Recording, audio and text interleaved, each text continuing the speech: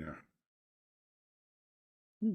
Did anyone go to Lansing on January 1st?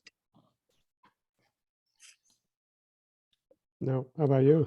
For the swearing-ins? No, I thought about it, but it was raining and they had a big celebration on Saturday night. So I figure everyone would be recovering on Sunday anyway. Well, it's a new day for Michigan True. in a big way. This gerrymandering's been done with finally.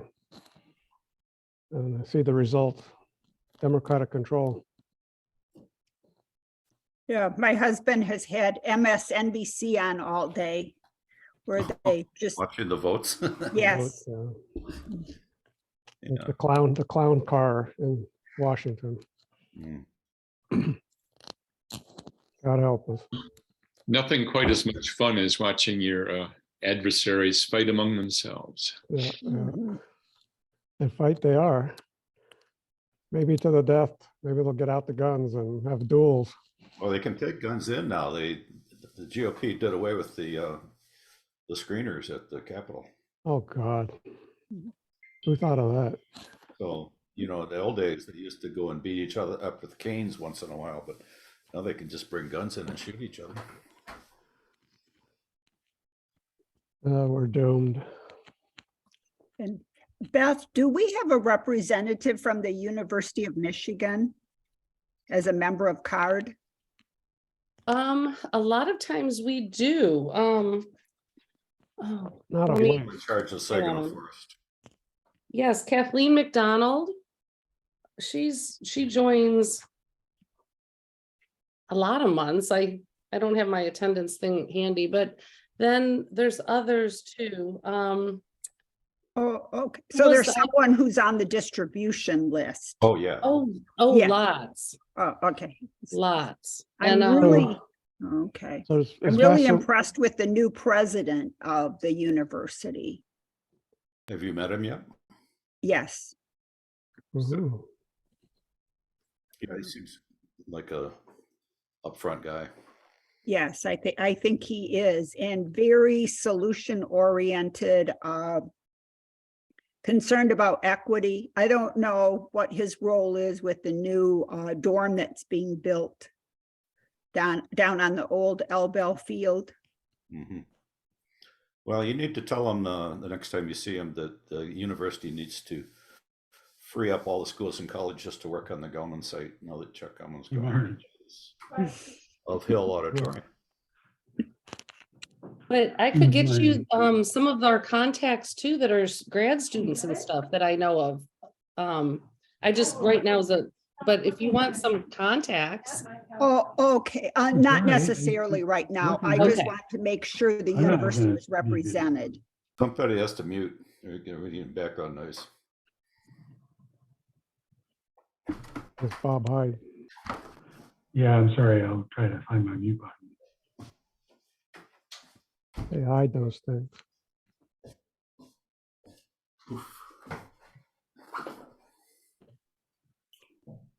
All right. Well, it looks like we got enough people on screen. By the way, if you haven't already, I recommend that you switch your Zoom view to gallery view so you can see more than just one person talking.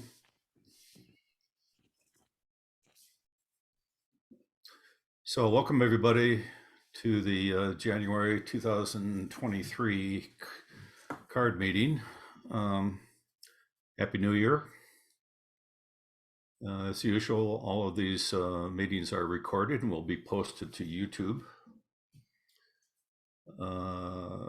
And I need to introduce myself. And if you're new to the group, or even if you're not new to the group, and you see new people on the screen, when you first talk, you might want to introduce yourself. We used to go through and introduce everybody when we did this in person, but I think we get around 20 or 30 people. We don't want to take too much of the time. So we'll just, if you're on screen the first time, just introduce yourself. So I'm Roger Rayle. I'm chair of CARD and chair of Cy Residents for Safe Water. And I'm into my 30th year as a citizen volunteer watching over the Gelman dioxane site. And, I don't think I can do this for another 30 years, so I'm looking at how to sustain this, and I'm open to ideas that people have, and I'm working with a couple of libraries to do some archiving and indexing, things like that. So, but we're going to need some organization. We're going to need some people to replace us, and like Beth doesn't want to be secretary forever now that she's out of state. We need somebody to take over the secretary position. So, any volunteers? We could spread it among 2 or 3 people even, so you don't have to bear all the burden. So with that, welcome to the meeting. I'm gonna turn it over to Beth for the vote on the card minutes. So let me bring up the card minutes from last time. Thank you, Roger. And for those of you that might not be on our email list, but you joined the meeting getting a link from someone else, if you want to be on the email list, just message me in the chat at your email, and I'll make sure that you're on it. And we do take attendance for voting purposes, but otherwise you can remain anonymous if you'd like. The next item is approval of the December minutes, and it's for the cardboard to approve. Do I have a motion to approve the December minutes? A motion. Second. Okay. And all in favor? Aye. Aye. Aye. Okay. Beth. And Appreciate you're it. welcome. You're welcome. Good job. Thank you. Beth, I'm sorry, I didn't notice I was still trying to get organized here. There are 2 corrections I need to make to the minutes, please. Okay. Could you do it on the thing, or do you want me to do it? You're mute, Mike. I can bring it up probably. It doesn't want to, there we go. Okay, in the lines where I'm 8 lines down on my conversation about what happened on the vote, so I didn't print out the minutes. It says that the test was 9.2, the positive test. Mhm. It was 9.1 instead Okay. of 9.2. And 2 lines down, it says the neighboring house tested non-detect. The guy next door is what it says. Perhaps Dan Bicknell or somebody who's been out at the site can tell me. I haven't been out there, but Dan, I looked at your map this afternoon, and it looks like there was 1 house between the 2 that were tested, and at 2433 and 2445. That's So correct. Yeah, that's so it's not exactly next door. We might want to say a neighbor's house. Okay. that would be correct. Okay, I will make those 2 changes, and With that, I would approve the minutes. All right. great. Thanks, Mike. With those 2 changes, I Yeah, move sorry for being late on minutes that. again. I agree with those changes. Okay. Yep, good to go.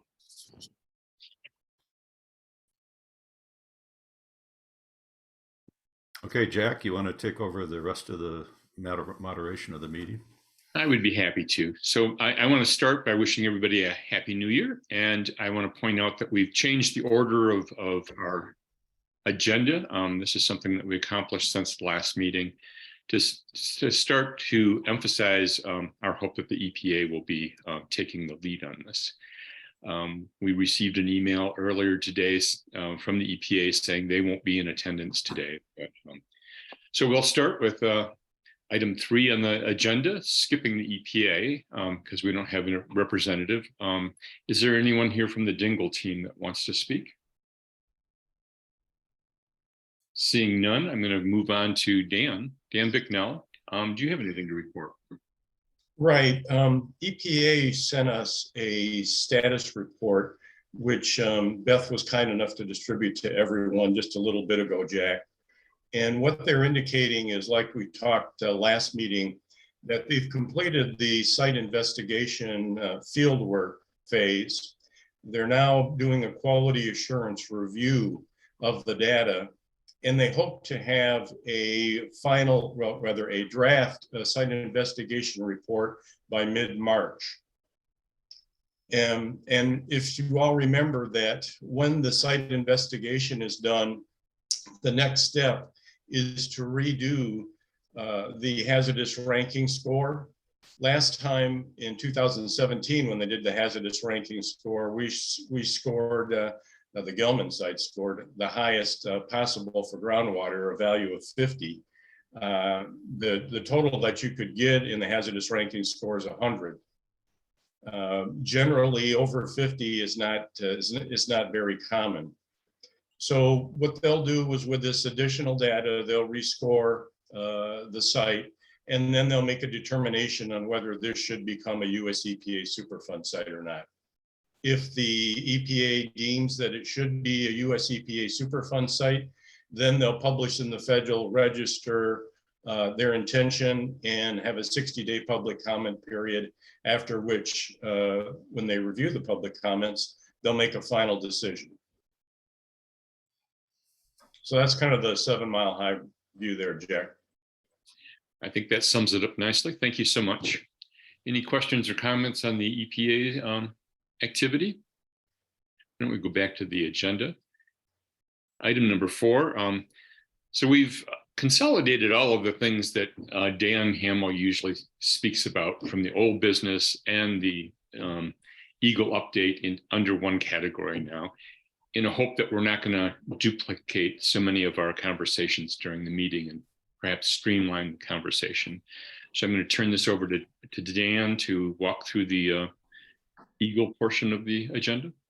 Okay. Hey, Roger, why don't you let me Co-host. share the screen? Yeah, let me stop my share and then make you a co-host.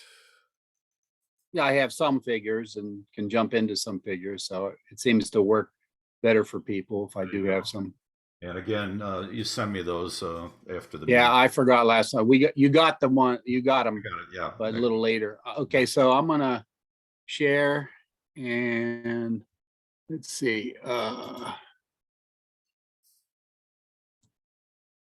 And what's coming on is the first figure that I have. You should have a down gradient, but that's not the first bullet. So I'll start. I don't have a figure for that one. It's the request for information and all the sampling data that was shielded. I have no additional information. It has stayed the same the last couple of months. We still are under that that order by the court. The confidentiality order. So I don't have anything new on that about that. So when something does change, I will inform this group. The B is related. Is there a dispute resolution for the current CJ, the third CJ, for drinking water criteria and more monitoring well placements testing where the plume is migrating northward? I take it that this is, are we doing anything related to updating what is now the driving CJ, the third CJ? As I've stated in several meetings in the past couple of months, that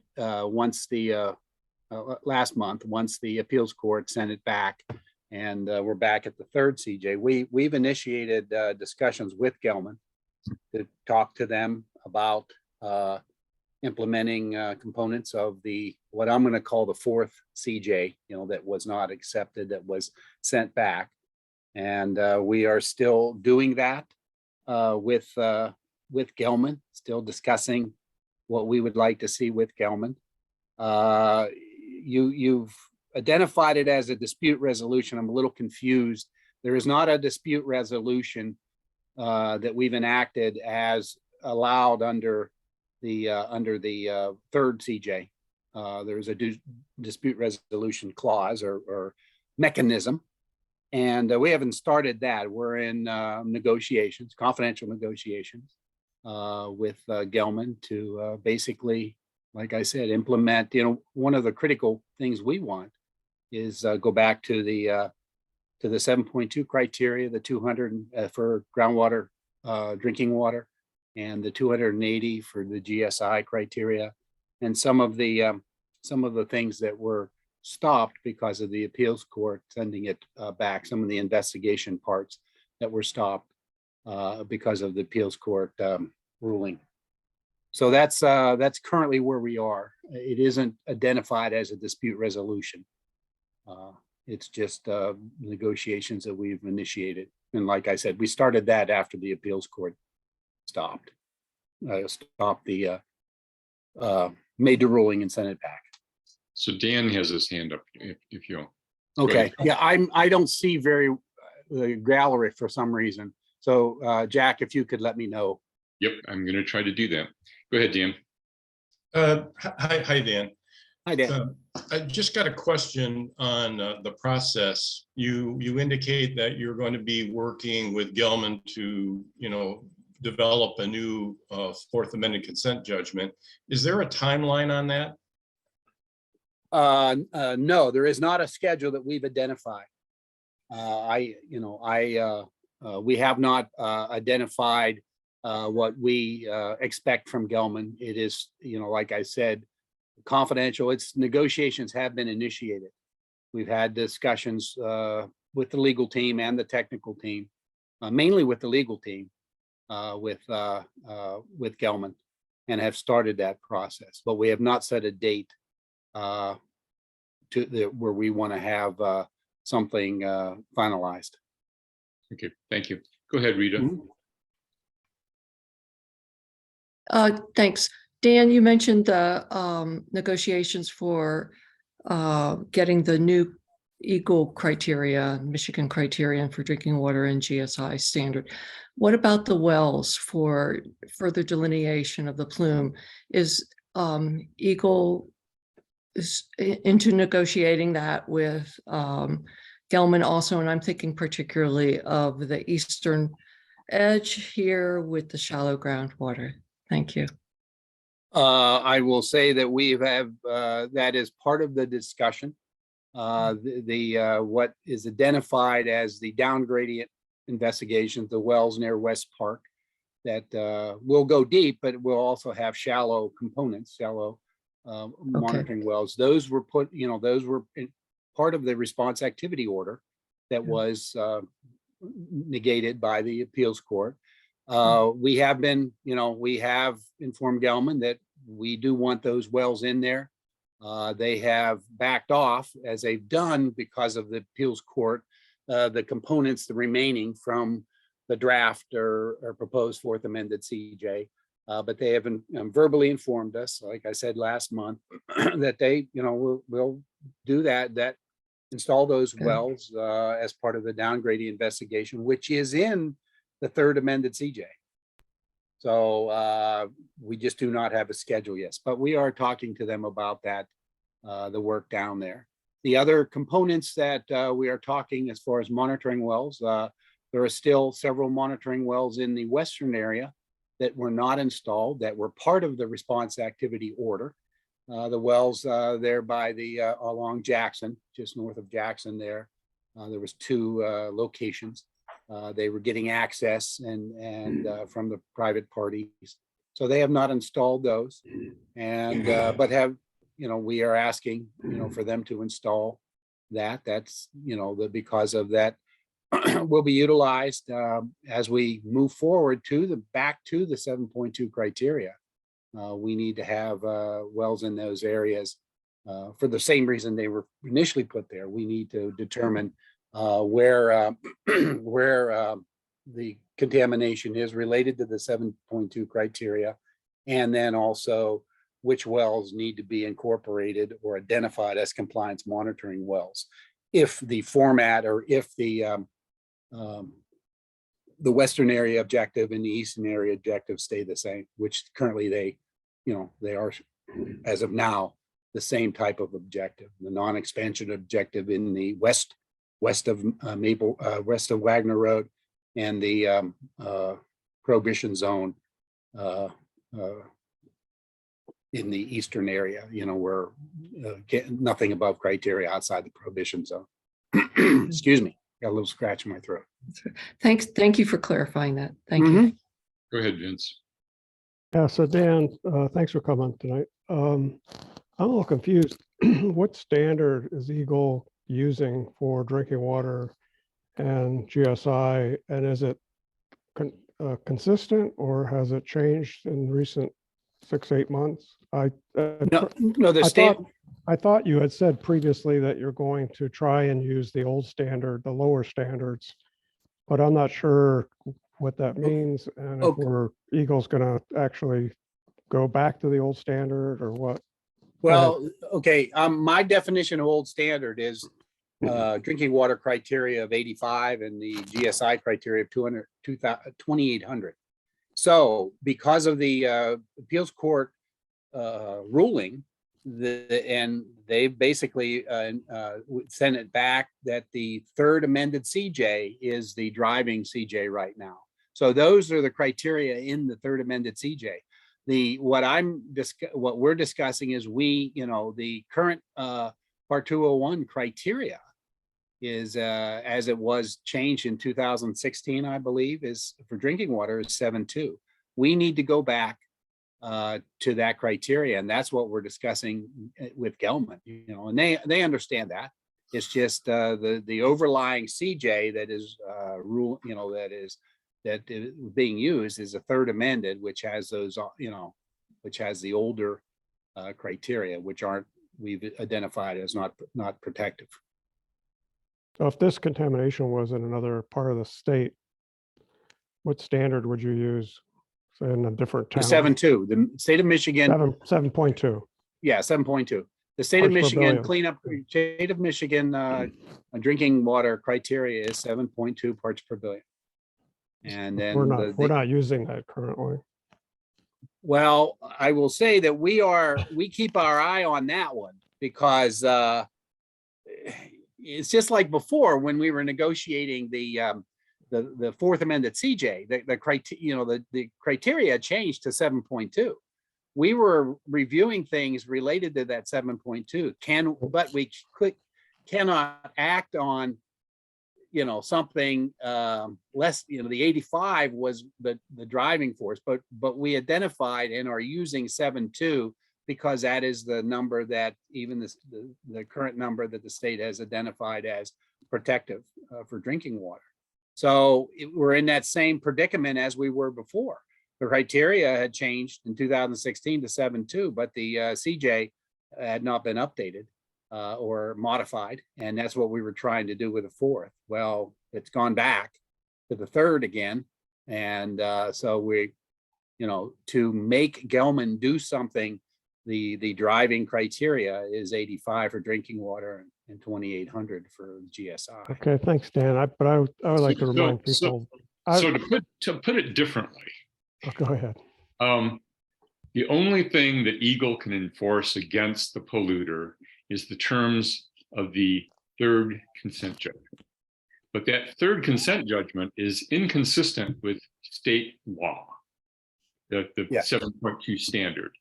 And so as Assistant Attorney General Nagel pointed out to us at the last meeting, they are in negotiations to reach a new consent judgment that reflects those legal standards.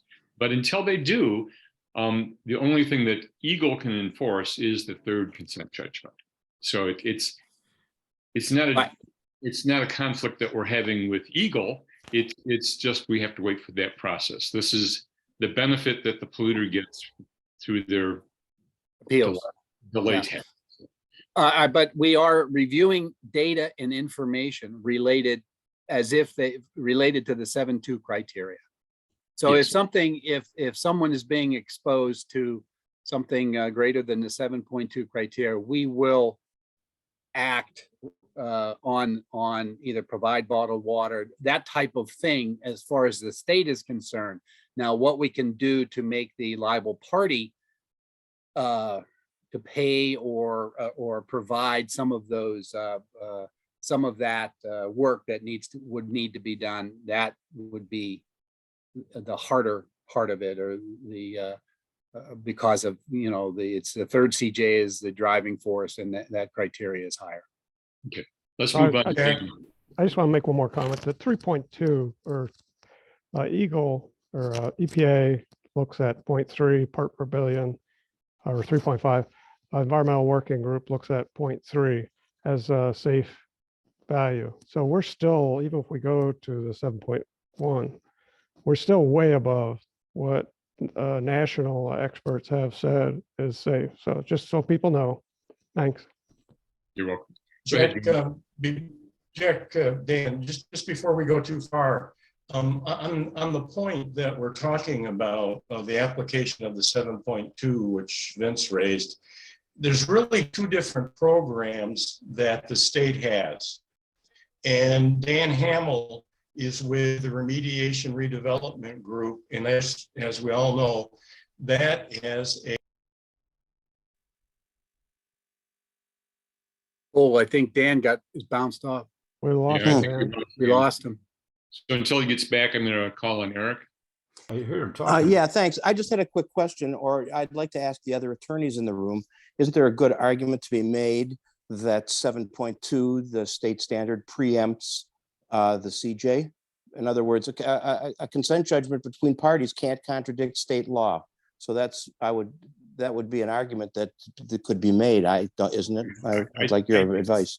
I think the problem that we have is that the polluter has never actually been found guilty of doing anything. They entered into this settlement in lieu of going to trial. And so the state is powerless to impose on them anything more than they've agreed to. Nonetheless, they are in negotiations to come up to, I'll get to you, Dan, come up to a date with a new consent judgment between the state and the polluter that will incorporate those standards. Yeah, just clarify. We lost you there. Sorry. Yeah, sorry, I got cut off there, and the internet. But there's two different programs we're dealing with here. There's the consent judgment with the Mediation Development Division, but equally importantly, there's the state Drinking Water and Environmental Health Division. And the Drinking Water Environmental Health Division is responsible for contamination in a drinking water well.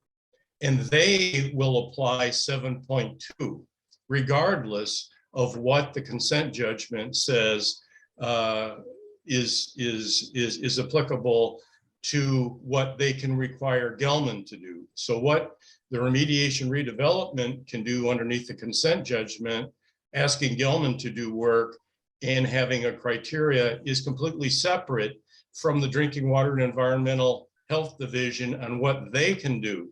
For example, at this Blueberry Lane, it was the Drinking Water and Environmental Health Division that came in and provided bottled water to the resident there. And it is them, the Drinking Water and Environmental Health Division, who's responsible for investigating contaminated residential drinking water. Now, also, the remediation and redevelopment underneath the consent judgment is doing that work. But again, the division in EGLE, which is responsible for contaminated drinking water, is the Drinking Water and Environmental Health Division, and that's who Ann Arbor Charter Township has started to work with now. And they can ask Gelman, aside from the consent judgment, to do work, to provide bottled water and or an alternate water supply. So we've got two different divisional programs that are applying here. We see Mr. Hamill as the face, but really there is also another face over in the Drinking Water Environmental Health Division that we are now beginning to work with on these residential drinking water problems. And they apply 7.2. Regardless of what the consent judgment says at this time, please. But I don't think that's inconsistent with what Dan said, that his division is also keeping an eye on the 7.2, and other than the one test that tested at 9.1, I'm unaware of any drinking water well that's exceeded 7.2 at this point. Yeah, but that's not the point, Jack. The point is that there's a whole different program that we can use and are starting to use to help us with this residential drinking water problem in Scioto Township and Ann Arbor Charter Township. No, And I that agree. is completely separate from the consent judgment, please. Yep, I agree with you. Okay, any more comments on item B there? Moving to the MS4 issue, did you want to take that, Dan? Yeah, the C, there is the update on MS4 violation and / GSI work plan for L and drain system. Basically, as I stated in December, we have split those. We were kind of working those together as part of the fourth amended CJ, as part of what we were trying to do. We have separated those issues under the two different programs and two different divisions. The Water Resources Division works with the MS4 permit holder, which is Evan Pratt, in the Washtenaw County Water Resources Commission as a water commission. And then RRD, my division, handles the GSI. And so we've split those off, and I can identify, I think Beth sent out the letter that Evan sent to Gelman in December, in the late part of December, identifying that they are still in violation. The MS4 is still have an MS4 violation, and that Gelman should work with WRD directly, and WRD has accepted that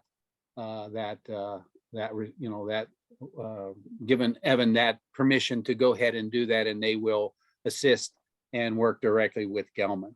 So they, with that letter, like I said, was done in December, and I think this is the letter that was sent out. I believe it was sent out by Beth. Did the letter change? You seeing an Evan Pratt letter right now? I think it was Yes, the end of November, because we had it at our last meeting, didn't we? No, no, not this letter. I haven't seen this Look at the letter. date. Look at the date here. It's December 15th. I And don't this think is it's been- this is not been one. distributed. I don't think I saw that one then, Dan. Okay, I thought you sent it out. Well, I'll check on that, Beth. But this is the letter. from Evan- Roger sent it out, Dan. Okay, Okay. okay. I'm sorry, Beth. I just thought I saw it through somehow through card. But I got a separate copy, but this is the letter that basically Evan Pratt sent to Gelman, identifying that there's still a violation, and that they should work with WRD, to work through and limit, the violation and the process to eliminate that violation.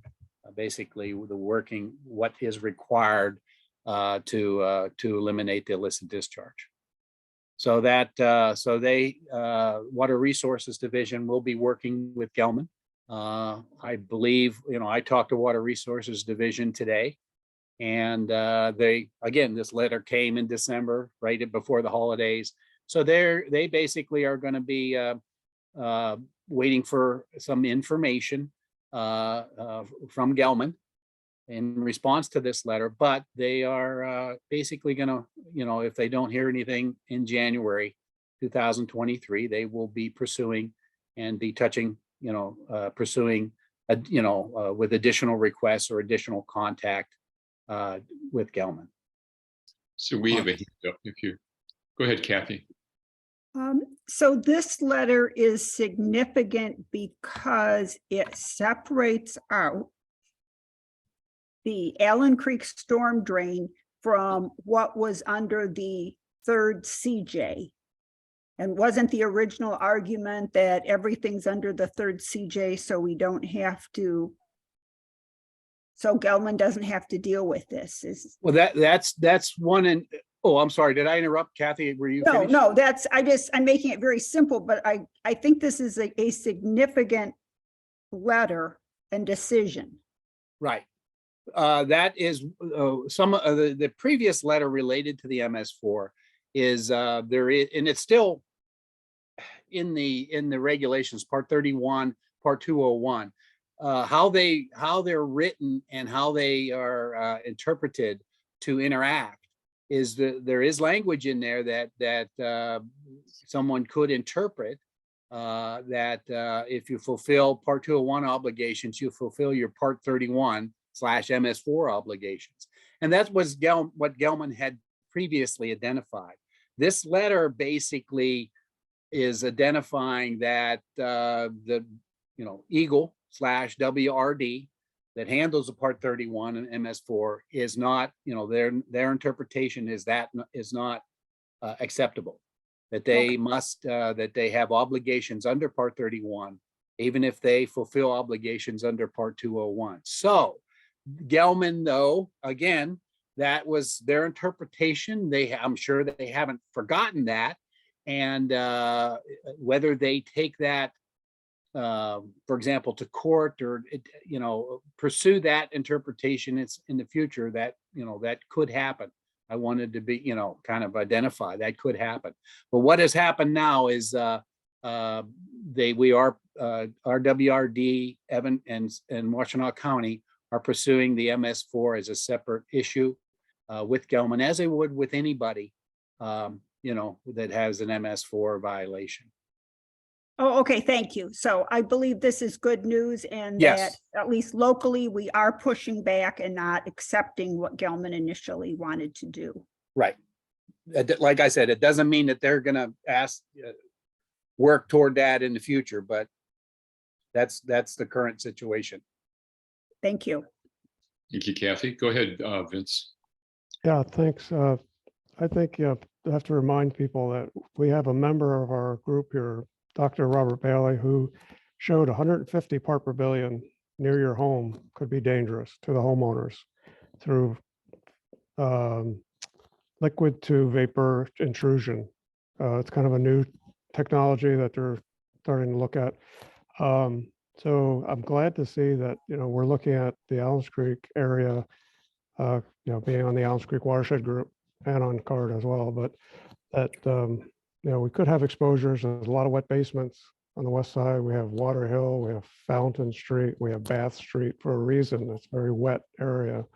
So that's very concerning, I think, to me and a lot of people that this could be particularly bad. We had 50 or 49 part per billion, a couple tests back, a couple years back. It has gone down some, but I think it has gone up and down on various locations. So thanks. Right. And then the second part of that C is the GSI work plan. And that is basically, that is what I'm handling, or RD is handling, is Gelman submitted a work plan back in February.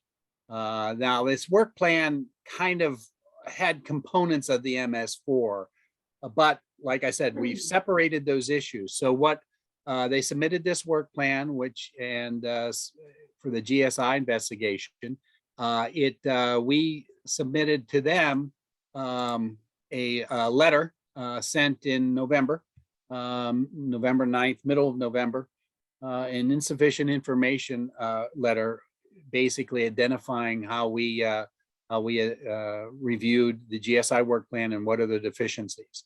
So that letter went out, like I said, in November. We have not heard we've asked for them to correct those deficiencies and resubmit a revised work plan. We have not received one. We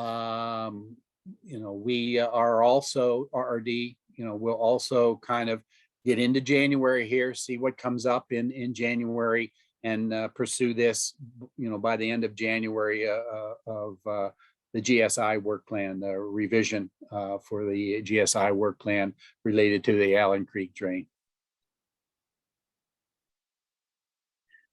Okay, I don't see any hands up. You can move on to the next item if you'd like. Okay. This is the, you have the Gelman's remediation update. Basically, this is the figure I have been showing that related to what has been completed under the response activity order. I identified that there is these well locations. They're kind of in the West Park area. They are identified as the down gradient monitoring wells, but they were going to be installed as part of the response activity order. Because they were not installed and the order was negated by the appeals court, they are not canceled, but have been put on hold for right now. But we are pursuing, continuing to pursue the installation of these monitoring wells down here. And these will be, just like all the other ones, will be clustered wells. They will be drilled to bedrock or proposed to drill to bedrock with vertical profiling, and then multiple permanent wells set depending on what that geology, hydrogeology, and vertically profiling information identifies. Then these other wells are wells that have been installed, the yellow, and there's different clusters. You know, each of these locations has 2 to 3 permanent monitoring wells. Some general information is on this map. And so at these locations, and then in the southern prohibition zone, and then these wells out here were some of the original wells that were installed. These are the 2 locations I was talking about earlier where they had, under the response activity order, they had wells to be installed here. They were negotiating access here. There's private access. Not a lot. Some of these were, a lot of these were related to access, right-of-way type access from the city of Ann Arbor and those types of things.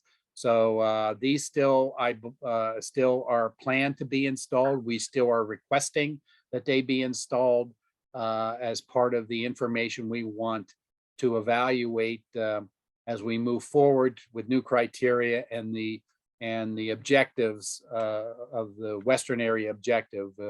We'd like these installed. One of these locations, J, will go to bedrock and have vertically profiling and then multiple permanent wells installed. This location I was negotiated in the draft fourth amended CJ response activity order of just basically updating a certain vertical location. There's a cluster of monitoring wells right here, and there was a zone that was I think it's MW41, but it was a zone that they missed basically in the vertically. So there's a one well will be installed at this location and to fill in that zone and monitor that zone. So we, like I said, we are planning or asking that these be installed. So far, verbally, informally, we have been identified that they are planning to do that. I do not have when that will be initiated. And again, that we don't have an agreement, a fourth amended CJ. So this is again part of the negotiations. And then also part of the negotiations, what isn't completed, is this Rosewell remediation area. There was an extraction well proposed to be installed here. And there was an extraction well proposed to be installed here at the Park Lake well remediation area. We've been informed, as I said last month, that they are backing off of this Park Lake well. This is the location where there was going to be a temporary, a portable treatment unit, and there was going to be a discharge to First Sister Lake would be how they would treated groundwater, how they would dispose of treated groundwater. There would have been an NPDES permit. They have backed off on that and have no plans right now to install an extraction well in this area, but they have, and we've been asking plans. They've identified that they are still planning on installing an extraction well in the Rosewell area here. And what they will do is are going to convert an old injection well that was years ago. There was an injection well, IW2 there, that was a large diameter well that they injected treated groundwater into. They're going to use that and convert it to an extraction well rather than drilling a new one right now. But that's the current what they are currently identifying as what they would like to accomplish this spring. Again, this is verbal. They have identified that they are planning to do that this year. They're doing extraction well here.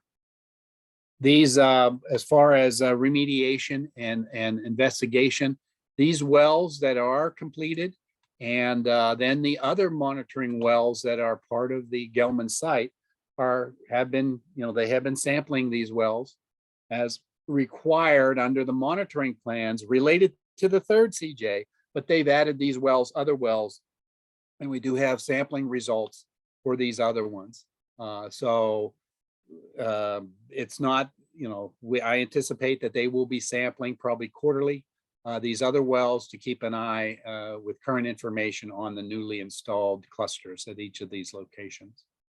And then once the other monitoring wells are put in, they would be part of the monitoring plan. And what we will do is once all the wells are in, we will then sit down and basically agree to a monitoring plan of how often that these wells need to be sampled, and then how often the other monitoring wells, all the monitoring wells of Gelman, need to be sampled. So I'm anticipating there'll be some modifications. The wells are sampled monthly, quarterly, semi-annually, and annually, and then biannually every 2 years. So these things will change depending on what the current information, and we will. The plan is to have a monitoring plan in place to identify how the sampling will continue in the future. There's a couple questions, Jack. Yep. I think. Yep, I was letting you conclude. Go ahead, Eric. Thanks. This is sort of back to the Allen Creek issue. I'm sorry, but can people answer 2 questions or 3 questions for me? One, is there dioxane coming out of the seep at Allen Creek, at West Park, I should say? If so, what's the concentration? And the third question is this a hazard potentially to passersby who are walking on the path that runs parallel to that seep in West Park? Or are we only talking about concentrations that would affect people in like enclosed spaces like basements? Well, as far as historically, we've sampled Allen Creek surface water areas, the pond, and then years ago, the seep. There's a couple seeps there. We did not get in the seeps. We had non-detects. The pond last year, West Park Pond did have a low detection, less than I think one to 3 ppb in the last couple of years. It has bounced back and forth. So in those conditions, as far as a direct contact, it would not be an exposure risk. The seeps, like I said, we don't have any current information that any seeps that we sampled are positive. Now, that was several years ago. There is Allen Creek drain itself, as Vince identified, is we sample that once or twice a year, and down in West Park at the grate there. And that's where there is positive detections in there, which are interpreted to be contaminated groundwater, shallow groundwater, venting to the drain. So, and then moving down, down gradient, down the pipe. And so we do have positive detections in there. We have done some, in years past, some shallow groundwater investigations down there. In fact, the Washtenaw County did a couple of borings last year, or 2 years ago, of down in that West Park area, and they were all non-detect. So exactly where the contaminated groundwater is coming in, that's one of the things that these other wells here may help us determine. But that the concentrations that are in the actual Allen Creek drain, as I think a couple of years ago, the highest was 49 in West Park, and they're still below any of the criteria as far as any criteria of an exposure pathway, venting, or discharging to the Huron River, the groundwater surface water interface. It's still below what Vince had identified a short time ago about some calculations that have been done that may indicate that contaminated groundwater getting into a basement at a concentration at 150 parts per billion may potentially be an exposure risk for vapor intrusion. I'd like to make a point of clarification. So when EGLE tested, well, you know, we wanted shallow wells, but there wasn't enough interest to do those. So we said at the Wallis Creek Watershed Group that we have lots of water flowing through the creek in a drought situation. That's potentially worth testing. And to EGLE's credit, they did test the creek at West Park. And the high number was 50 part per billion, or 49, like 2 years ago. They also did a test upstream during one of these testing sessions. It was non-detect upstream in the creek, but it was detect at a fairly high level downstream in the creek. So most people would say that's groundwater seeping into the drain. And I have a colleague who worked in the drain office and said they have pipes that pick up groundwater on purpose. They call them stubs. And the stubs pick up the groundwater so it doesn't undermine the road, doesn't undermine basements.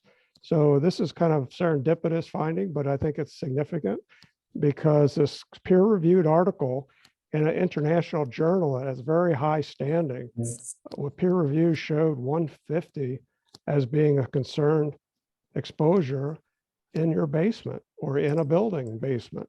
It comes in as a liquid in the groundwater, and then it evaporates, and that 1,4-dioxane evaporates with the water. So that 1,4-dioxane is very miscible in water. It wants to stay with the water, so it's very hard to clean up. But it also has this negative situation where it can flow with the water into your basement or into a building. So I think we should have better testing, no question. I think, you know, it's way too dangerous to have even 50, and it's upstream, it's at 400, you know, so that's coming down the hill. So as the hill drops, it cuts away and exposes the groundwater. That's pretty common geological phenomenon. Thank you. Great. Go ahead, Dan. Yeah, I mean, just to follow what Vince is talking about, if you look at Dan Hamill's figure that he's got here, you notice that in the West Park area where there's locations H, I believe it's F and G, Gelman has decided not to put in those wells, but they've decided to put in other wells instead. Well, this area is very sensitive, as we're all talking about, and it's disappointing that Gelman is kind of picking and choosing what it wants to do and what it doesn't want to do. It's very unfortunate. Okay, thank you. Go ahead, Beth. Thanks. So Dan, along Eric's question of, you know, are humans going to ever come in contact with this Allen Creek drain water? What about the outfall into the river where all the, you know, tubers go down the river and stuff? What was that? You did test the outfall there, didn't you, of Allen Creek? No, we have not tested the outfall at the Huron River, the Allen Creek drain outfall. That's part of this work plan. This GSI work plan is to test down there. Like I said, it has not been implemented yet because we made some comments and requested some changes to that. So, but that is going to be tested, you know, when the GSI work plan is implemented. As far as what would be allowed, is the GSI, groundwater surface water interface number under the new criteria is 280 parts per billion. I know, but I think humans should be warned if they're swimming in dioxane, any parts per billion, you know, I mean, it would be good. I'm just saying that okay, and that I don't disagree with you, but Yeah. that is the criteria that we will evaluate to as far as a liable party being required to stop groundwater venting to a surface water, and then in this case through the pipe to the surface water at a concentration greater than 280.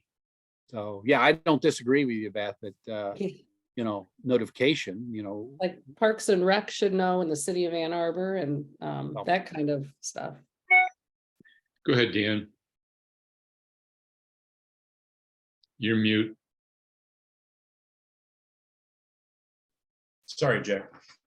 Dan, just for clarification, that you're right, the generic value is 280, but in this groundwater surface water interface work plan, they're also allowed under Michigan rules, Part 201 rules, to generate a specific groundwater surface water interface value, which can be much higher Yes, than it can. 280.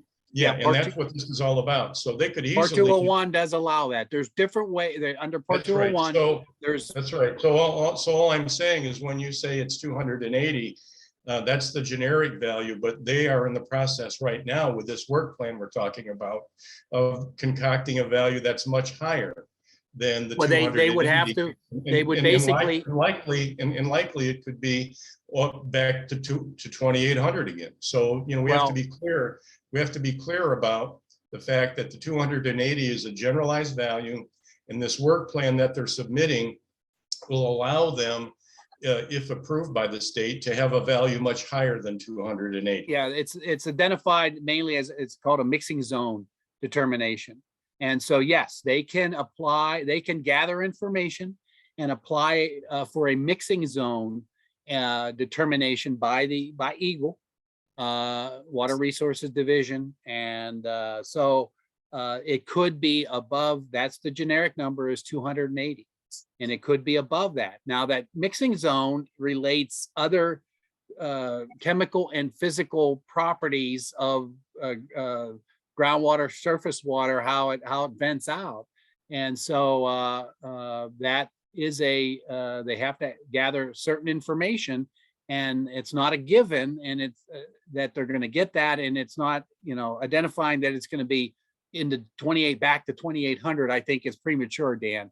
So they usually go after mixing zone to get a higher number, but to say it's going to be in the thousands of parts per billion as a mixing zone concentration is premature right now. I'm saying that it could be up to 2,800 because a mixing zone allows a dilution factor of 10. So if you start with 280, you can actually get it approved through the Part 201 regs to 2,800. I'm not saying that's what it's going to be, but I'm saying that we shouldn't be always saying it's only going to be 280, because that's just a general number that they can modify. And that's what this work plan is all about. The details of those work plans they put together to allow them to increase the GSI above 280. Well, to gather the information, they would need to apply to request a mixing zone. Yes, the work plan is they have those components in there to gather that information. Okay, thank you. Yep. Just to be clear, I hope that it's understandable that we're on record as not wanting to go much above 280. But if you'd like to move on to the next item on the agenda, feel free. Okay, what's in there? Oh, the Washtenaw County Health Department and EGLE homeowner well sampling update. Basically, as I said last month, is we have identified approximately 244 wells to be sampled next year. Let me get it. This one here. This is this year's wells, and so we are going to be doing the same number, and we've added wells up into the Scioto Township area based upon the information, the residential well sampling that had been completed over this last year and a half by Scioto Township, and the low detections that were identified up there. So we're going to be sampling, as it stands right now, approximately 244 residential wells. That sampling will be conducted by Washtenaw County. We basically hire Washtenaw County Health Department to collect the samples and then send the samples to the EGLE laboratory. That sampling will begin in April. It's April, May that they will start collecting. It will be completed by usually it's completed in August, before the end of the fiscal year, September 30th. So that is the current plans. Now, we have some new information that in Ann Arbor Township. I know that Jenny, Kristen and Jenny and EGLE Jackson District will be discussing information as we gather additional information here between now and when the sampling starts. So there could be a potential of adding some Ann Arbor wells. I want to manage expectations. The current list is 244. And what I'll try to do, I just couldn't put one. Jenny is the one that usually puts the maps together. I try to get a map that'll show what next year from the addresses. We have a list of the addresses. Try to get a map that I can do for next month that will show what currently is for the 2023 residential well sampling event. We have a hand up. Go ahead, Vince. Yeah, Dan, Dan, I think we really do need to focus on homeowners who potentially could be drinking 1,4-dioxane above 0.3 or 0.35. I think it's imperative that we detect those exposures as soon as possible and give them the opportunity to either do something on their own or have EGLE do something depending on the value that was found. I think we need to encourage homeowners to allow these tests to go forward and show that we're actually trying to make some headway on determining where this plume is moving. And I think also is beneficial to Ann Arbor as well, and that our drinking water source is not very far, 1/4 mile away from some of these wells that are contaminated at very low concentrations, but still a concern for Barton Pond contamination. Thank you. Thank you. Go ahead. I just want to add, just realize too that the program is set up, for residential well sampling. Our criteria is 7.2. So I know that there's been the sampling has been detected at lower concentration. So Vince, your statement is, I don't disagree with your statement of, that homeowners should have some information related to what's in their well, but realize the program, the state program is not geared that we sample every well. It's geared toward what is the local health department and EGLE, what we come up with to evaluate exposure to the 7.2 criteria. So I just want to manage expectations. We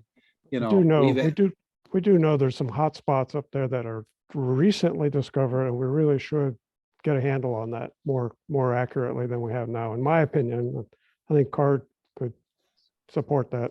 And maybe there's more money in the state to do some more testing. Maybe we should pursue that avenue. Thank you. Go ahead, Rita.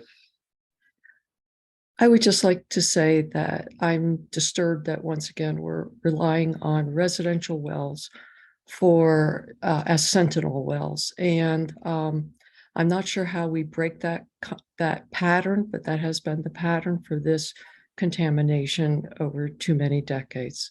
Thank you. Well, if you'll recall, one of the reasons why the interveners rejected the fourth consent judgment is because there wasn't enough emphasis on monitoring wells to the north and to the east. And I certainly hope that the current negotiations are focusing on that. So let's move along because we're running a little long right now. Go ahead, Dan.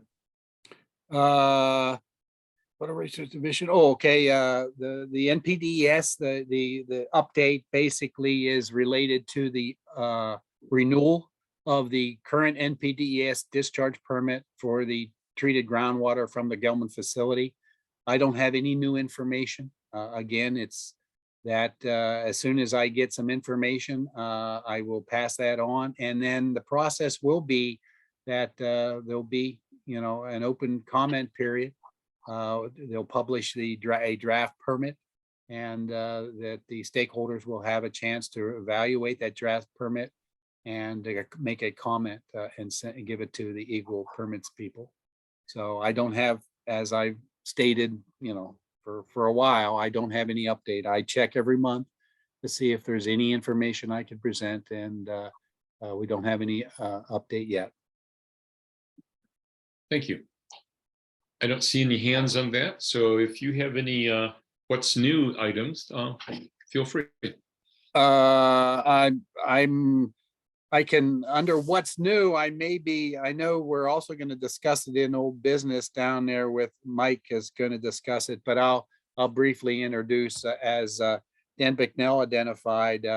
We have done some testing with Ann Arbor Township at the Blueberry Lane up there because of the positive detection that was identified in October and November, and then the latest in December. We did split sampling, and all the results from all the sampling, both labs Hey, was non-detect. Dan, if you don't have any images to show relating to that, maybe you could stop your share at all. Okay, I can do that, Roger. Let me get up here, SIO map.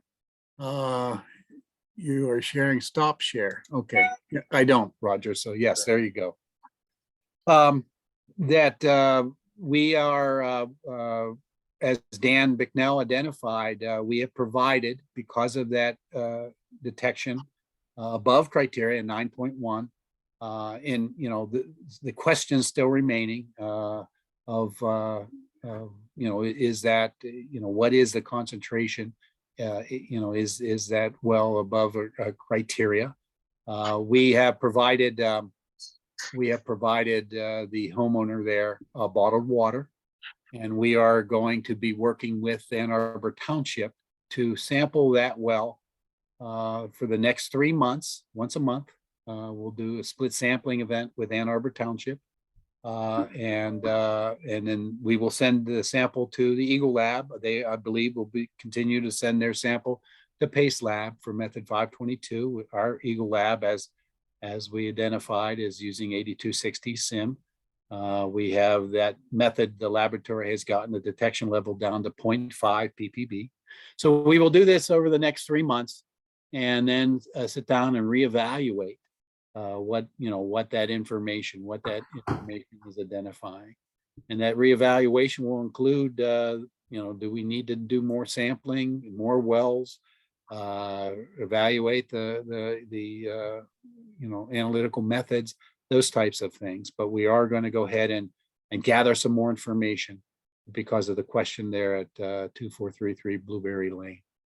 And we just, like I said, the first event, we did one in December 6th. I will be doing one here in January, one in February, and one in March. And so I once we schedule it at the card meetings, I'll identify when those are going to be done. But the homeowner does have bottled water that I believe started last week, and from the EGLE, as Dan said, the water drinking water division. They have provided bottled water, and we'll evaluate that after the 3 months to see, and maintain that if required, past that 3 month period. But we will evaluate all the information after 3 months. Okay, thank you. Any questions or comments on this portion of the agenda? I'd like to make a comment. Go ahead. I dealt briefly with bottled water where I live. We had a problem in the Loch Alpine subdivision, and it was for like 3 days. And for anybody that has dealt with bottled water, you don't want, it's horrendous. You don't want to deal with it. I mean, you have to use it for coffee, you have to use it for showers, you have to do it for dishes. It's terrible. So I think the best way we can get through this to take care of these people and give them like running water, we need to work on, because bottled water is not the answer. Basically, what they have is what was given is one of those dispensers, like those 5-gallon type jug dispensers, as I understand it. That was my division telling me what they normally provide as for drinking water. Now, you mentioned the other uses. The bottled water in that component is not being provided to provide those other uses like washing dishes, showering, that type of thing. It's strictly for drinking water, and that's what's normally initially provided, is because the exposure pathway, drinking water is the quickest ingestion, is the quickest exposure pathway related to contaminated groundwater. Go ahead, Rita. One thing I haven't seen is an analysis of exposure from showering, because 1,4-dioxane will be aerosolized with the water in the water droplets, and those aerosol droplets can be inhaled, and that absorption is extremely efficient. It's as efficient as the ingested water. So I don't know. I know Dr. Vasilou is on the line. He's done some toxicology of dioxane, but I just don't know. I think it would be great if someone in the state actually looked at that and made some estimations of risk from showering with dioxane contaminated water and what would be a safe concentration. Thanks. As I recall, the state doesn't have a standard for vaporized dioxane at this time. That's why Bob's article was so important. Go ahead, Daniel. Dan. Yeah. Rita, the state of Michigan has a value of 230 parts per billion dermal contact for showering, if you will. So it's a 7.2 for the drinking water and 230 parts per billion for the dermal contact. Yeah, but inhalation is not dermal contact. That's my point. It's going to be aerosolized into water droplets, and these aerosolized water droplets will be brought into the lungs and they'll go right into the body. I understand what you're saying, Okay. but the current criteria is 230. Yep. Or you could inhale the vapor. Yeah, I think the water droplets is probably even more. Maybe Dr. And by the way, Vasilou has I some just haven't seen an opinion. analysis on it. All righty. Let's move along. I don't see Patty on the screen. Is there anyone here able to talk on behalf of the city of Ann Arbor about our Sentinel Wall program? Patty could not make it, but she said there was no new news, or she would have emailed me. All right, thank you. That clarifies that. We're going to go on to the intervener update. Is Kathy Knoll still here? Yep, I'm here. I knew you wanted to speak, so go ahead. No, I don't have an update on this. Okay, and it's my understanding that you also don't have an update on the homeowner wells or the Knights of Columbus.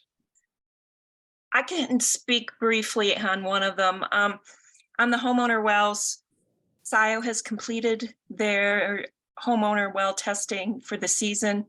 It's doubtful that we will be doing any more testing next year. At this point, we do not have plans to do any more testing.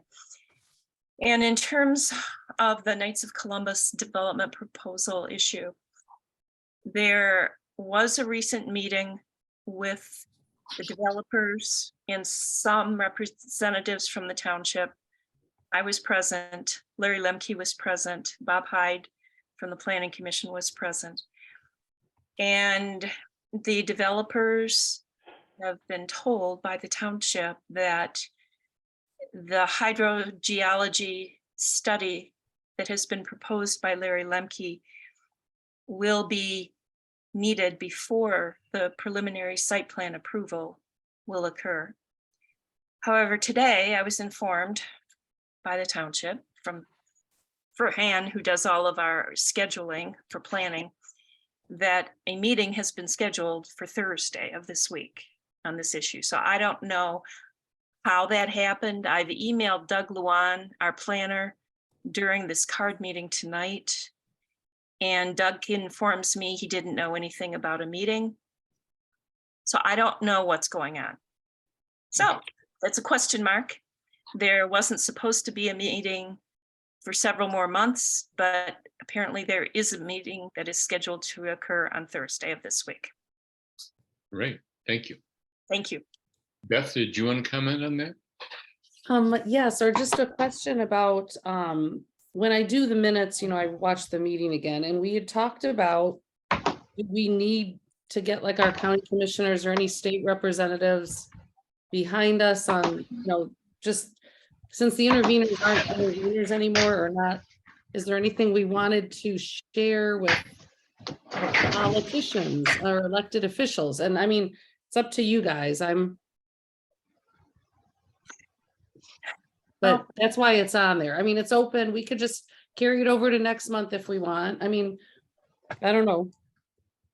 Okay, so as I understand it, there has been an initial conference with Judge Connors with all the intervener attorneys and EGLE present. There's going to be another one very soon. I don't know the date. I think it's in February. I don't know right now if I can't comment on this because there hasn't been any discussion among the interveners at this time. So this has not been discussed. So I have no comment. Sorry.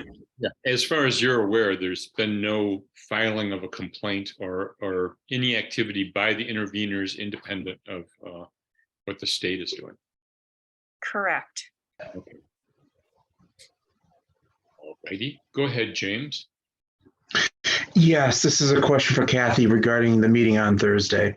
Is this meeting open to the public? Is this an actual planning commission meeting, or is it strictly a meeting between township officials and the developer? It would be characterized as an administrative meeting, a meeting between township officials and the developer. It's not a public meeting. All right, thank you. Okay.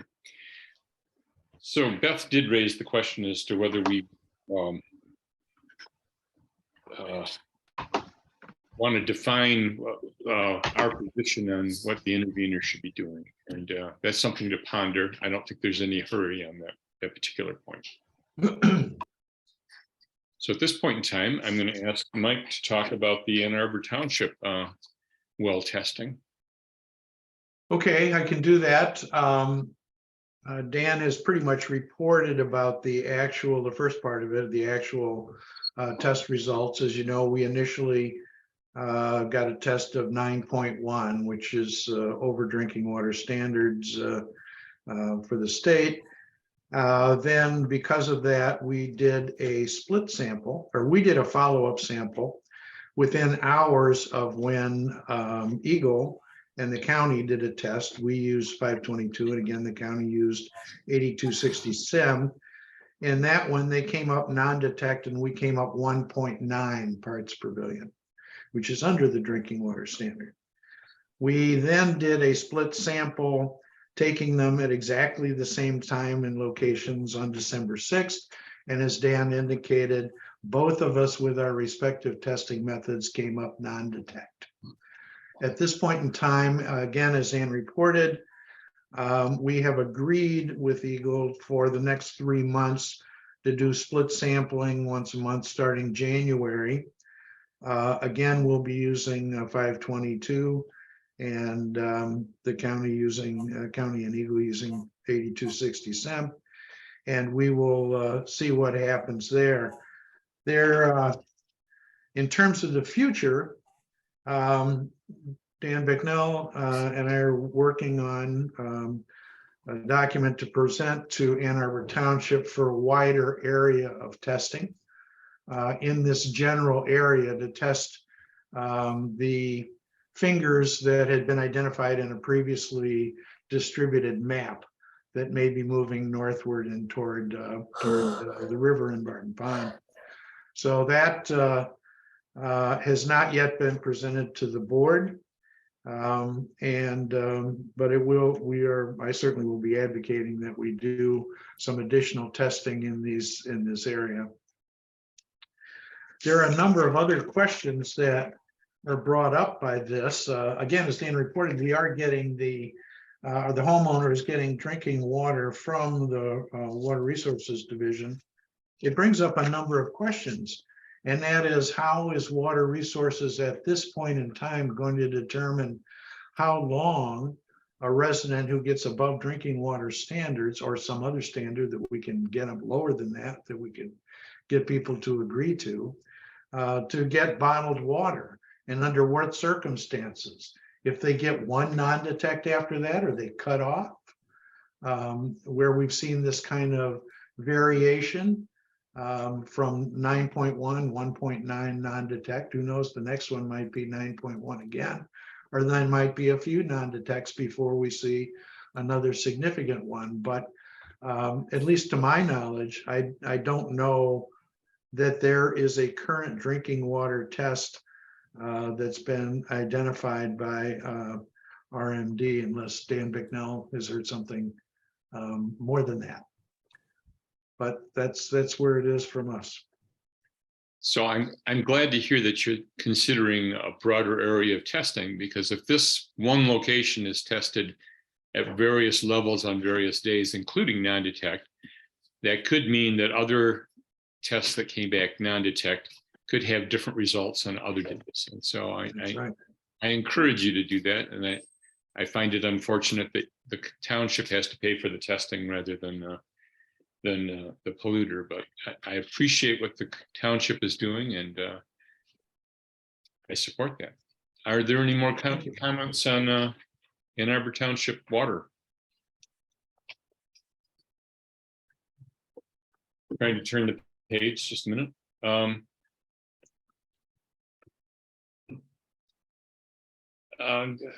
Letter F, did you want to speak to that, Beth? Sure. We've got that resolution we passed. I don't know if someone wanted to take charge of who to send it to, is the question, with a change of state legislatures and all of that, but perhaps I can help you try to identify our local legislators and actually ask them who we should be sending it to. okay. Thank you. Does that sound good to everybody? That's If anybody else has any ideas on this, feel free to contact Beth about that. So Beth, I'll be happy to work with you on that. I'm going to turn it over to Roger for his update.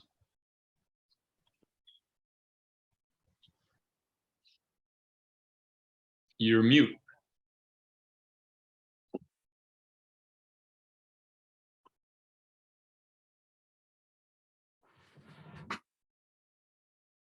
Is he still on? Yeah. The mute button gets hidden when I'm on gallery mode, and sometimes I have to hover to get back to it.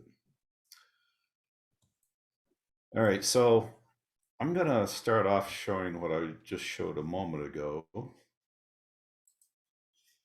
because this is the area that Ann Arbor Township found a hit.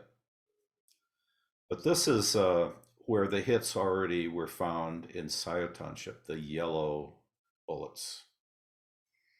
And basically what I did is I drew a line trying to connect those. It seems like those hits are following the surface tributary paths.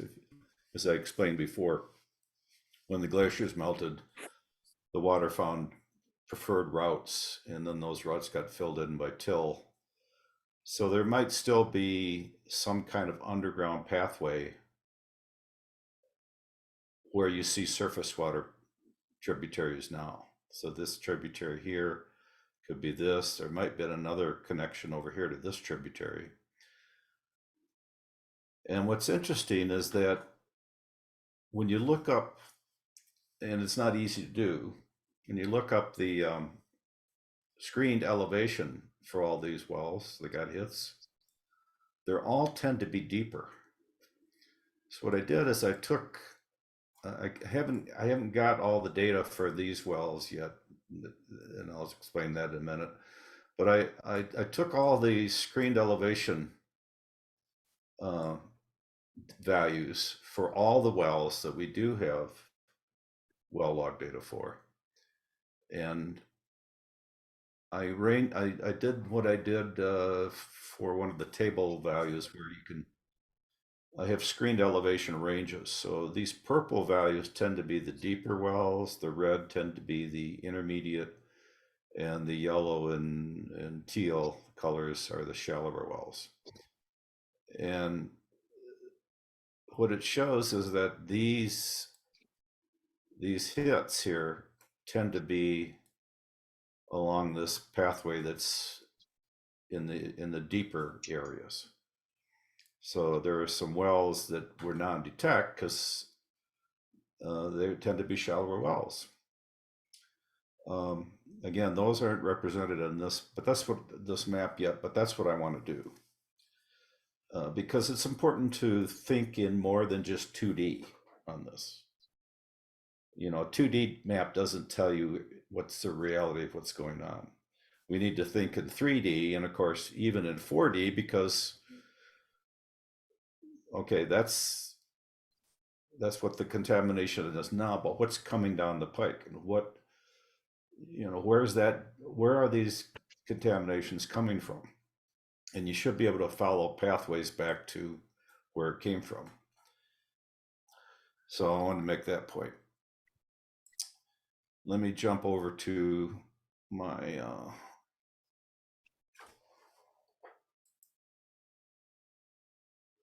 my update here. So one of the things that EGLE is going to do is do a lot of sampling of SIO homeowner wells within where they're within a 500 or 1,000 feet of previous hits in SIO Township. So one of my challenges I've tried to do over the last couple of weeks was to be able to map those, locations and have a map that kind of shows you where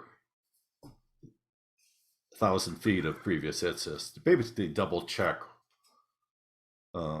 this 1,000 to 500 to 1,000 foot boundaries.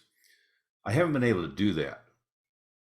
And part of the reason is the data is not easily linked, because we have well logic data, we have SIO parcel data, and even within well logic, there's well log listings, not all of which are in well logic database. I was able to find 88 of the 192 homeowner wells that are scheduled to be sampled. Data for 88 of them in the EGLE's Washington All Wells database. Of the 104 remaining wells, 27 have partial well log information from EGLE's well logic database. It turns out if you go through each of these one at a time, you can fill out some other data. But that's so last century to do things like that. Now, part of the reason is that there's no consistency on naming locations in a lot of the data so far. There's addresses, but the addresses, the street names are not consistent. Sometimes it says West Liberty, sometimes it says Liberty West, and the names of the streets, sometimes the street or the drive is abbreviated, sometimes it isn't. So I had to create a codex of all of the hundreds of names of streets for SIO Township, and then normalize them back to the 370 street names that SIO has. And it would be much better if everybody used the standard street names when they're dealing with data. Then we can visualize the data a lot more easily that way. Anyway, so there's a bunch of wells that we don't have information for. To give you an idea how many of those are, here's the EGLE well viewer map that anybody can get to when they go to the well logic site and click on well viewer. So each of these dots is a homeowner well. But I can tell you that this is not all of them. There's a lot of gaps. In particular, my well's not on there. Well, my well was tested as part of the SIOS round, but the well the well log information for my well is not in WellLogic. I have it. So one of the things I think anybody who's doing testing of homeowner wells needs to do is ask the homeowners for any well log information they might have to fill the gaps, especially of these 77 remaining wells to be sampled in 2023. And actually for the other 100, 200, verify that the well information that EGLE has, that WellLogic has, is correct. The homeowner may have some well information that the state doesn't have. On the WellLogic site, it says, you know, this isn't all the well information. You may have to contact your local county. Well, the county should be weighing in on this too. The county should be helping find out what the information is for each of these wells. How deep is it? You know, what's the, you know, what kind of well is it? When was it installed and all that? So we can have better information of the third dimension of when we do sampling. Okay, you found some dioxin in a homeowner well. How deep is it? You know, we need to have this information.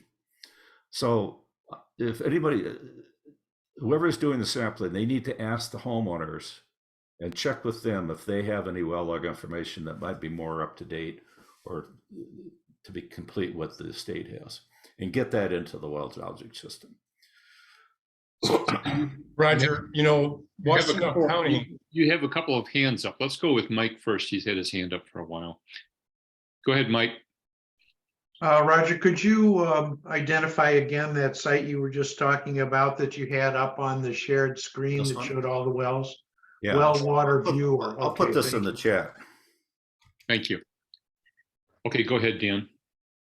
Yeah, you know, Roger, when we designed the SIO, well, I designed the SIO and then the Ann Arbor Charter Township, we used the EGLE WellLogic, but please remember also that we also used the Washtenaw County database, and what the Washtenaw County in particular, Jenny is very good at, and she has a lot of this good information that you can draw from, is she looked at what were the permits for the water wells that were installed.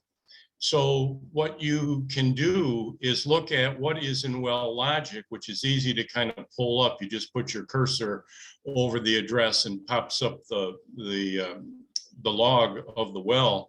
But also then you can go into the Washtenaw County database where you look up a permit and you pull up the water permit that was the well permit, if you will, that was installed. And you can, in that permit, see what is the depth of the well. And between those two, it covers an awful lot of wells. So you're recreating the database that somebody should have created. Well, it's you. That's all I'm looking saying at two. is that why leave it up to individual? Why is this not already in a database? Well, it is in That's two what I'm different asking. databases. It's in, if you will, the Washtenaw County. Yeah, and the permit way it's linked database, in the and database. it's in the EGLE database. Dan, I did this for 40 years. The way it's linked in the database is So not. there's no link. Please let me finish. Well, All I'm saying is that this data I know exists someplace, but it's not. Well, please don't interrupt me while I'm interrupting you. Is the old saying, I think. But the problem is that the Washtenaw County, it's a paper record. You have to go into the permit. There's no database. It's a permit review that you have to go in and look at. So you're right, it's cumbersome. Yeah. But the information is there. You just have to, do some homework. Yeah, I'm not going to do 192 homework assignments for this. Well, Jennifer Kahn, this is what I'm saying. Jennifer Kahn did. Jennifer Kahn has a lot of those Washtenaw County permit wells in a spreadsheet that she has sent me. Oh, so I you have should not ask shared her to that with send her. you the same spreadsheet so you can use this information as well, because it was very helpful. So between the EGLE WellLogic and the Washtenaw County permit database that was put, well, not really database, Excel spreadsheet that Jenny put together, you've got a lot of good information. And Yeah, you can get I'd pretty like to. close I'd like to see that data kept with the card archive. You can talk to Jenny about that. Yeah, is she on the screen? She's on maternity leave. Yes. Is there her backup on the screen? Well, you can talk to Kristen, or I think it's Jackie over there is taking care of it for her. Yeah. Well, there you go. I appreciate the input. Thanks, Dan. You're welcome. Yeah, there's lots of good information that we can all draw from. Yeah, and we need to share it so that everybody has a chance to use it for their own analysis. So anyway, but this is still important, that homeowners like me have information that's not in any of those other places. So I have information about my well that apparently is not in any of these other locations. Just so that and there's probably others like my well too. Anyway, I already mentioned this. That seems like the homeowner wells in SIO that were hits tend to be in the deeper wells, and we need the 3D mapping to know where that's going, and that's why we need those 3D data points so we can know which elevations are going to be more at risk to sample. And I already mentioned this about standardizing the naming convention for streets, but there's also other information that can be used to link data together, and that's parcel information. In other words, property number, the well ID, as Dan mentioned, the well permit number. Those have links that you can then pull in information. But then once it's pulled in a data set, we need to be able to share that data set and archive it so that we can use it going forward. I'm going to point out one other observation here, in that the EGLE document list that's on their website. So if we go to the, I bring up srsw.org here. If you go to the Gelman website from srsw.org, and you scroll down, you have this document list. And you can change the number of entries to look at a time from 10 to up to 100. So one of the things I've been doing is watching this list for where is the third quarterly report from Gelman for 2022. And what I do is, because there's several hundred of these, I go to 100 at a time, and I go to the end of the list because it looks like these are in date order. So I go down to the last one,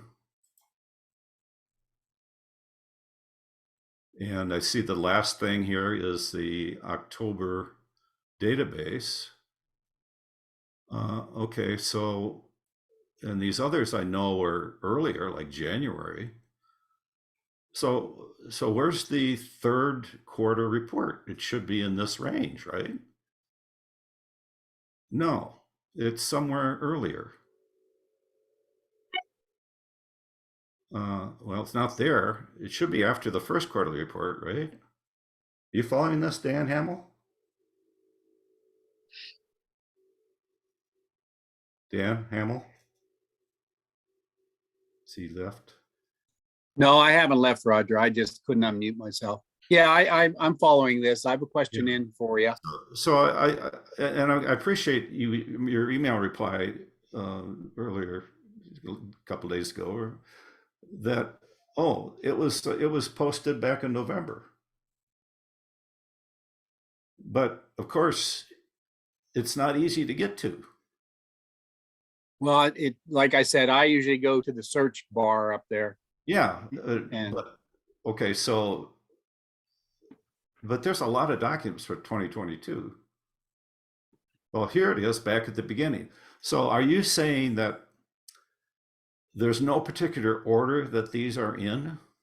When you're asking the wrong question, Roger. I will be taking that question to So anyway, we're my gonna- solution to this is really simple for you guys. Instead of having it by year, change it to year, month, day, and put it in some kind of order. Like maybe, like it used to be in the old days, you add the newest records to the end of the list. Some logical format. You know, we used to get a monthly update from your predecessor of all the new stuff that's out there so that anybody's interested knows to go get it when they first see that. The way this list is set up is not conducive to anybody finding new information. So if you change that from, instead of having year as the first item, have the year, month, day of the item, like it used to be, and it'd be much more useful for Well, every. Roger, why don't you go ahead and send me an email with your suggestion? Like I said, we're meeting in January about the database, about the webpage, you know, Okay. just what proposed things coming up over this next year. And Okay. I was going to be bringing it to the people that I work with, the technical people. Is that going to and- be a Zoom meeting? No, it's going to be in-house, Roger. Because one of the things that we did when we developed websites for our users, we would ask the users what they needed. And I think that's what you should do. I'll make that suggestion, Roger. I can do I'd that, like but to be at that meeting. I want to manage expectations, Roger. I don't think that was right now. It's going to be set up like that. Maybe sometime in the future. Well, maybe we can we can suggest that when you set up a website for users, that you talk to the users of the website. I think that's all I have. We have some other issues going forward, like how are we going to archive and index all of the card information that we have and keep it going forward after all of us are gone, so that future people dealing with this problem have the best information. So I think at that point, I will take questions. Mike? Roger, I was going to comment about something else in the next non-agenda items. I didn't notice you were going to take questions too, so I'll be back. Oh, I thought you were volunteering to take over from Roger, but okay. Anything All right, so further we'll go on with the agenda item then? I No, have a that's- question or a comment. Since we're getting some interest from the Yale University through Dr. Vasilou and may bring more effort to looking at the 1,4-dioxane contamination, I think it would behoove us to try and pull together data that we have that they could use that would help us out in determining, exposure potential and exposure rates and such. So I think that's a really interesting opportunity for CARD and for the region, and we should try and make the best of it, and appreciate his effort and his Superfund Center grant focusing on 1,4-dioxane and groundwater contamination. Thanks. And I'm looking forward to help you guys. This is extremely interesting. I have to tell you, it is by far the highest exposure levels that we have seen in the population, unfortunately. Well, thank you for your input. That's horrible news, however. Well, the thing is, it is what it is. Right. The thing is, what we can do to help and to help, the citizens, the residents, and everything. And I have told Rita that I'll be more than glad to bring one or two people from my team and come and in a town hall meeting or work with you guys more closely. This is what we're looking for. And as a matter of fact, we're going to have a meeting next week again to see how we're going to proceed with that. Thank you. Go ahead, Beth.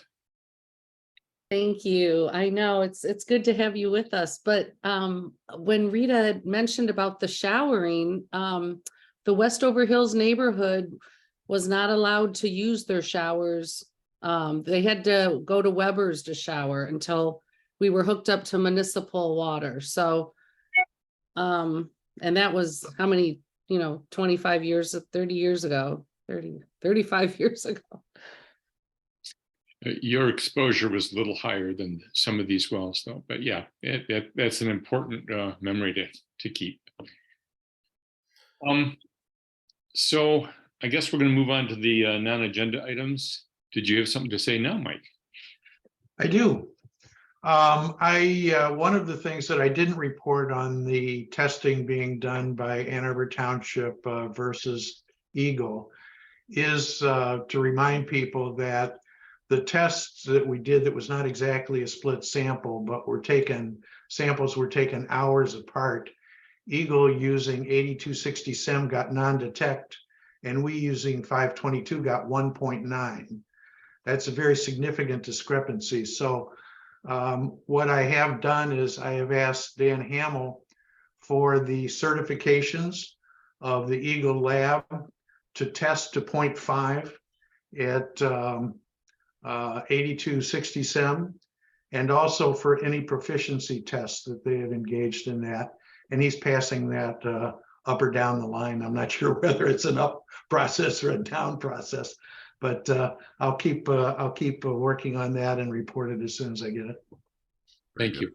And I want to point out the significance of that is there is literature on testing methods that shows that the state's method isn't always reliable. And so you really want to supervise those labs and make sure that they're proficient at what they're doing with their perhaps not reliable testing method. I don't mean to disparage anybody that works in any of these labs. It's just some testing methods are more reliable than others.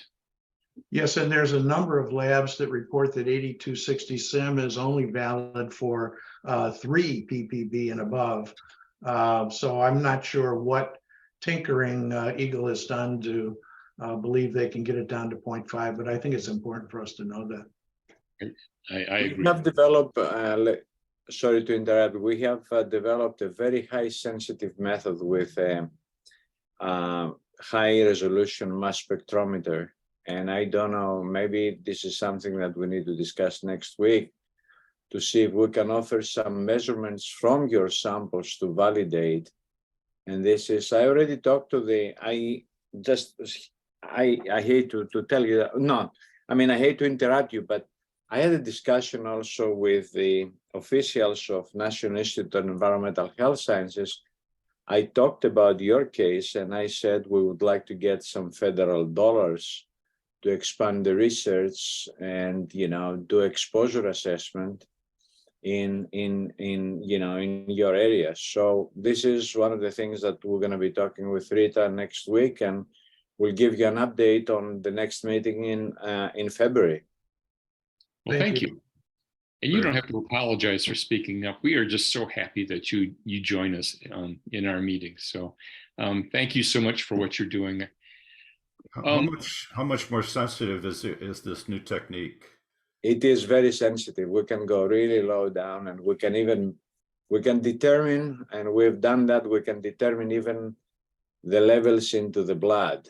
That is very difficult, to do that. And especially when you guys talk about, and this is something that we should really look into it, for especially the inhalation and the souring and everything. We need to develop some exposure assessment and also some modeling, some pharmacokinetic modeling of what's going on. We've done something similar in mice, but maybe that's another thing we need to propose, some of the inhalation studies on closed captions, because this is a new area of exposure that people should be worried about, especially in cases that you have such a high levels. How do you get the mouse to shower? Well, you don't get it to shower, but you can put it on a closed box, and you chamber. Control the chamber, and then you can control the vapor. Okay, thank you. Go ahead, Kathy. I want to acknowledge that John Reiser is here from the Ann Arbor City Attorney's Office and thank the city for having someone here. And also just acknowledge all of the positive information we've received tonight. And I think it's an excellent way to start out the new year. As I recall, John is also a Scioto Township Board of Trustee member. So, and we welcome him as well. Yes, okay. So Thanks. we're, Although I've been here in years past, so it's good to see people again. Yeah, good to see you too, John. so tonight we tried a different order with the agenda. I think that it moved along quicker because we didn't repeat discussions. And I'm willing to take suggestions on further refinements of our agenda if you want to send them to me before the next meeting. So thanks, everybody. I'm done.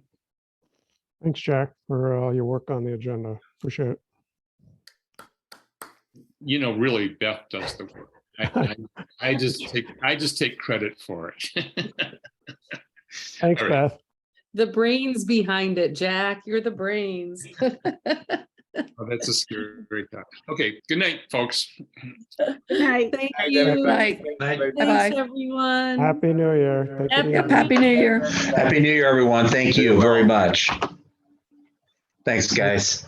Bye. All right, Beth, we'll be in touch.